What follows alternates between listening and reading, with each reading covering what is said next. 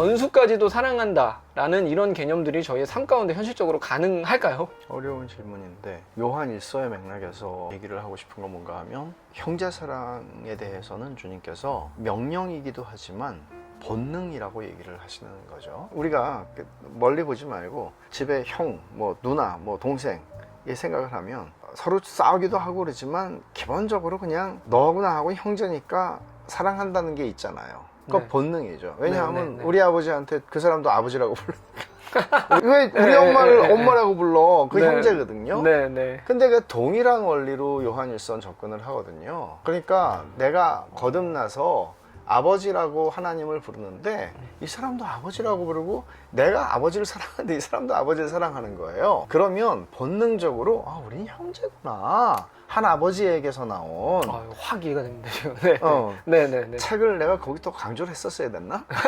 그러니까 네. 그런 거란 말이에요. 네. 예를 들면 미국에 살 때 이제 비행기를 타고 이제 이동하는 일들이 있잖아요. 네. 뭐 항상 이제 한 6시간 타니까 제발 내 옆자리에 좀 슬림하신 분이 타면 좋겠다.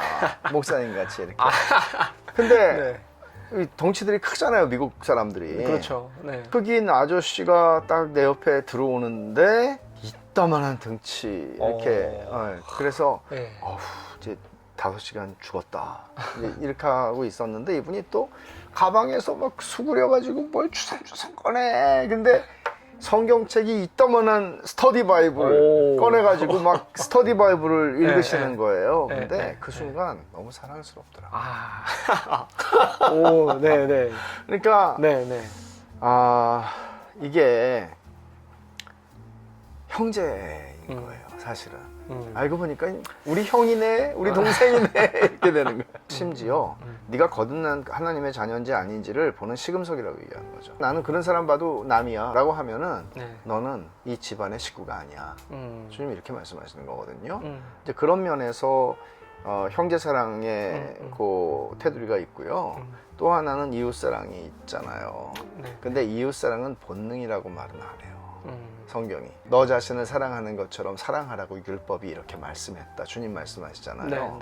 그러니까 그 부분은 내가 하나님의 은혜를 받은 사람이고 죄인 되었을 때, 하나님과 원수 되었을 때 하나님께서 나를 위해서 그 아들을 십자가에 못 박아 죽이신 그 은혜와 사랑을 내가 입은 사람이라는 사실을 생각할 때에는 우리의 경계는 형제사랑이라고 하는 것도 본능이지만 근데 이웃사랑부터 다 명령이에요.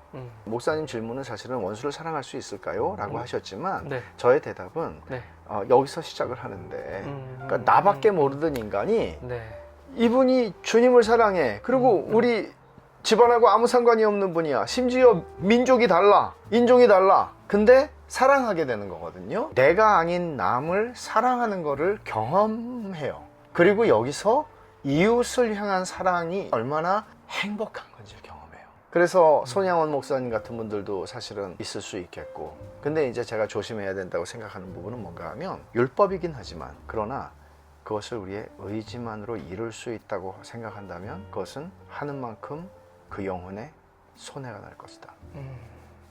그것은 하나님의 은혜만이 가능하게 하죠. 사실은 질문 자체가 조금 비약적이기는 한 것 같습니다. 목사님 말씀 이렇게 설명 잘 해주셔서 다행히 이런 질문들이 좀 잘 갈무리가 됐는데, 목사님께서 이제 요한일서에 나오는 형제사랑에 이제 근거해서 이렇게 잘 차분하게 정리를 해주셔서 너무 감사드립니다. 예수님께서 그러면 또 용서받을 수 없는 죄에 대해서 말씀하시면서 성령을 이제 모독하는 죄가 사하심을 받지 못한다라는 말씀을 주셨는데, 그럼 이 사망에 이르는 죄가 이것과 어떤 같은 의미를 가지고 있는 것인지 목사님 한번 짧게 좀 같은 이야기해 주시죠. 의미를 가진다고 볼 수 있겠는데요. 네. 근데 이제 요한일서의 맥락 속에서 우리가 이해하는 것도 되게 중요할 텐데, 사도 요한이 말씀하려고 했던 부분은 사실은 배교와 관련이 있어요. 이제 영지주의 이단이 들어왔고 그 거짓 교사들에 의해서 영향을 받았고 그 중에 지도자들을 포함해서 많은 사람들이 교회에서 이제 떠나게 된 거죠. 그리스도를 떠난 거죠. 그리스도의 몸인 교회를 떠난 거죠. 사망에 이르지 않는 죄를 범한 형제들을 위해서는 기도하라고 하겠지만 사망에 이르는 죄를 지은 사람들을 위해서 기도하라고는 나는 말하지 않겠다. 사망에 이르는 죄를 범하지 않는 형제들이라고 얘기할 때 그거는 형제들이라고 얘기하잖아요. 남이 아니고 형제라고. 교회 안에 있는 지체들을 위해서 내가 범죄하지 않도록 그 사람의 영혼의 지킴이가 되고 권고하고 권면하고 이제 이런 거 되게 중요하게 이제 성경에서 말씀을 하고 있는데 사망에 이르게 하는 죄라고 했을 때 이제 맥락에서는 배교고 근데 이제 성령을 모독한 거는 끝까지 완강하게 성령께서 우리의 마음을 두드리시는 것을 거절하는 죄죠. 네. 끝까지 네. 믿지 않는 죄죠. 네. 이와 함께 사실은 우리 기본적으로 이해가 필요한 것이 뭔가 하면 제가 책에도 그 얘기를 설명을 좀 했지만 신자의 죄와 비신자의 죄는 차이가 있죠. 신자의 죄는 아무리 큰 죄라고 해도 지옥에 가는 죄는 아니죠. 왜냐하면 그리스도께서 우리의 죄를 다 짊어지고 죽으셨기 때문입니다. 그러니까 그것은 내가 어렸을 때 지은 죄만이 아니라 과거와 현재와 내가 죽기 전에 교만하게 생각하고 마지막으로 짓는 죄까지 포함하는 거죠. 어떤 사람의, 하나님의 택한 사람의 모든 죄를 위해서 죽으신 것이죠. 그런데 비신자의 죄는 아무리 작은 죄라고 해도 그것은 용서받지 못하는 죄고 그리스도의 피에 대속함을 받을 수 없는 죄고 그러므로 아무리 작은 죄라고 해도 네. 그것은 지옥으로 인도하는 죄예요. 영원히 사망에 이르게 하는 죄예요. 네. 그러니까 이런 기본적인 고도 속에서 네. 배교를 한다는 것이 어떤 것인가? 배교를 한다는 것은 결국은 믿음을 박차고 나가는 것이다. 이렇게 얘기하는 건데요. 요한일서 2장에서 보면 이렇게 얘기하죠. 그 나간 사람들에 대해서 설명을 해요. 네. 나간 사람들은 원래 우리에게 속하지 않았던 사람들이라고. 그러니까 원래 믿음 안에 믿음에 있었던 적이 없어. 근데 믿음에 있었던 것처럼 보였을 뿐이야. 라고 얘기하는 거죠. 그러니까 믿음을 잃어버린 게 아니라 그들은 믿은 적이 없었어. 사실은 불신의 죄라고 볼 수 있는 거죠. 배교도 그 카테고리 안에 들어가니까. 이거 컨텍스트를 이제 말씀을 해주시니까 좀 명쾌하게 더 이제 좀 해석이 되는 것 같습니다.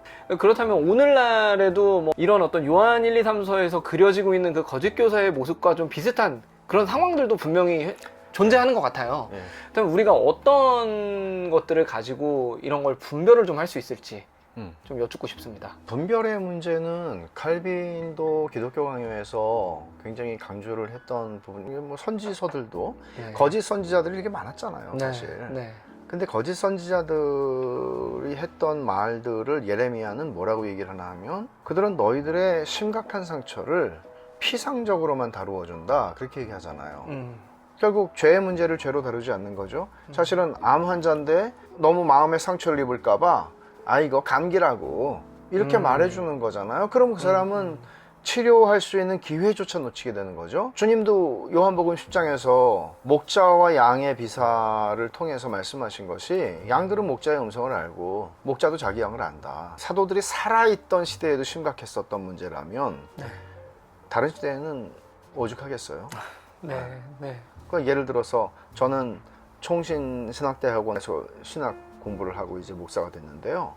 총신신학대학원이라고 그러면 뭐 합동측의 뭐 그냥 큰 신학교다. 근데 여기 나왔다는 것이 우리가 진짜인 것을 증명하는 표가 되겠어요? 절대 안 되죠. 절대 안 되죠. 그러니까 이제 그런 면에서 바울 사도가 고린도후서에서 의의 천사처럼 광명의 천사처럼 위장을 한다. 이 마스크를 쓴다는 표현을 쓰는 거죠. 어떻게 분별할 수 있을까? 주님께서는 마태복음 7장에서 그렇게 말씀하시죠. 거짓 선지자들을 분별하라고 말씀하시죠. 요즘 사람들은 뭐 비판하는 거 아주 그냥 막 알러지 반응을 일으키잖아요. 네. 관용이야말로 최고의 덕 중의 덕이죠. 네. 오늘날 이 네. 시대에. 너도 맞고 나도 맞다. 그렇지. 가죠.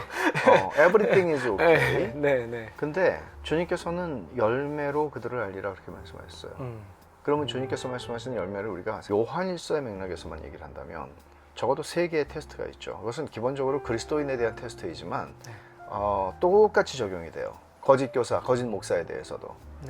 처음에 순종의 테스트가 있죠. 빛 가운데 거한다고 말하면서 어둠 가운데 거한다면 아닌 거죠. 이거는 그리스도인이 넘어질 수 없어. 그리스도인이 죄질 수 없어. 이런 차원하고 다른 얘기입니다. 순종의 문제입니다. 그리고 두 번째는 뭔가 하면 진리의 문제죠.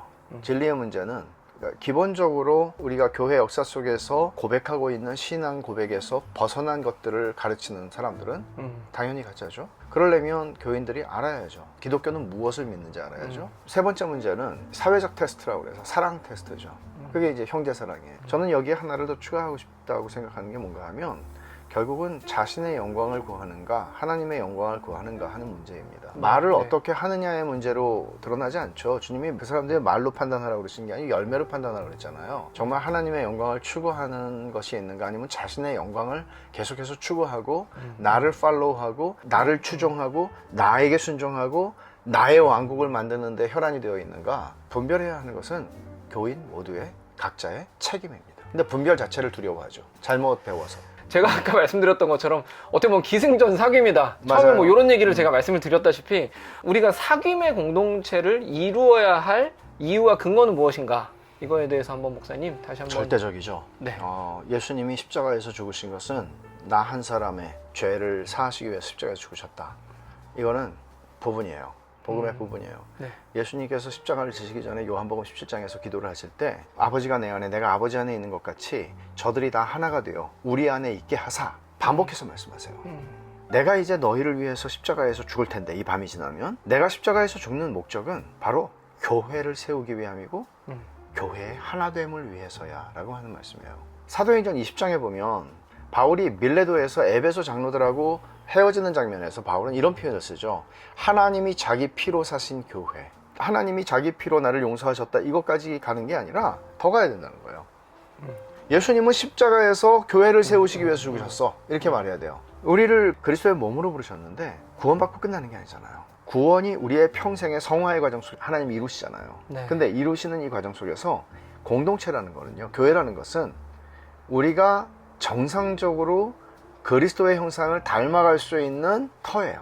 물고기가 어항 밖에서 얼마나 잘 살 수 있느냐를 비법을 발견하는 게 아니라, 물고기는 물 속에서 다른 물고기들과 함께 살아야 되는 거잖아요. 네. 마치 공동체라는 것은, 교회라는 것은, 그리스도께서 죽으시면서 세우신 교회는, 내가 내 교회를 세우겠다고 했을 때 그 교회는 우리의 믿음이 자라가고 우리가 그리스도를 닮아가는 어항과 같은, 물과 같은, 물고기의 물과 같은, 그러니까 공동체가 없이 내가 예수 잘 믿어야지, 기도 3시간 하고 하루 3시간 하고 말씀 연구하고 열심히 막 하잖아요. 근데 그 사람은 좋은 그리스도인이 되기 어려워요. 네. 좋은 그리스도인이 되는 거는 좋은 가정이 필요하고 좋은 공동체가 필요해요. 그래서 예수를 잘 믿는 사람들이 이상하게 같이 밥 먹기가 좀 별로인 사람이 많다.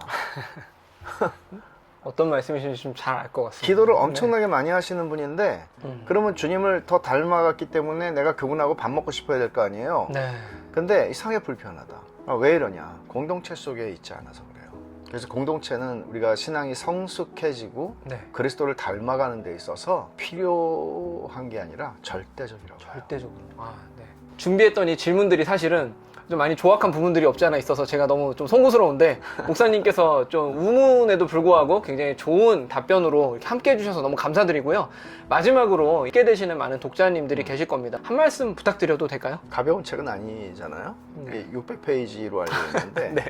벽돌책이라고, 진리를 사랑하는 마음으로, 그리고 그 진리의 능력을 경험하고 싶은 마음을 가지고 책을 좀 차분히 끝까지 읽으셨으면 좋겠는데, 요한일서는 굉장히 나선형 계단을 올라가는 것 같아요. 구조가. 그래서 반복이 많아요. 네. 책을 읽으면 이거 읽은 것 같은데? 이럴 수가 있어요. 그거는 제 잘못은 아니에요. 제임스 보이스가 그런 얘기를 했는데, 하나님이 한 번 말씀하시면 우리는 정신 차리고 들어야 된다. 근데 2번 말씀하시면 우리는 딴 걸 딱 놓고 그 말씀을 집중해야 된다.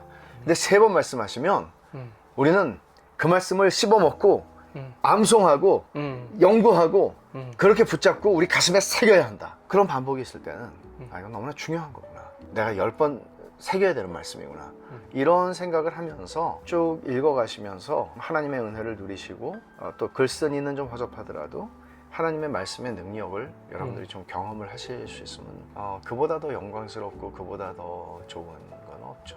읽는 설교 요한 1, 2, 3서에 대해서 우리 목사님 모시고 좋은 말씀 들어보았습니다. 또 귀한 시간 내주셔서 너무 감사드리고요. 다음번에도 더 좋은 책으로 또 저희에게 또 좋은 가르침을 주시는 너무 감사할 것 같습니다. 네, 감사합니다, 목사님. 네, 고맙습니다.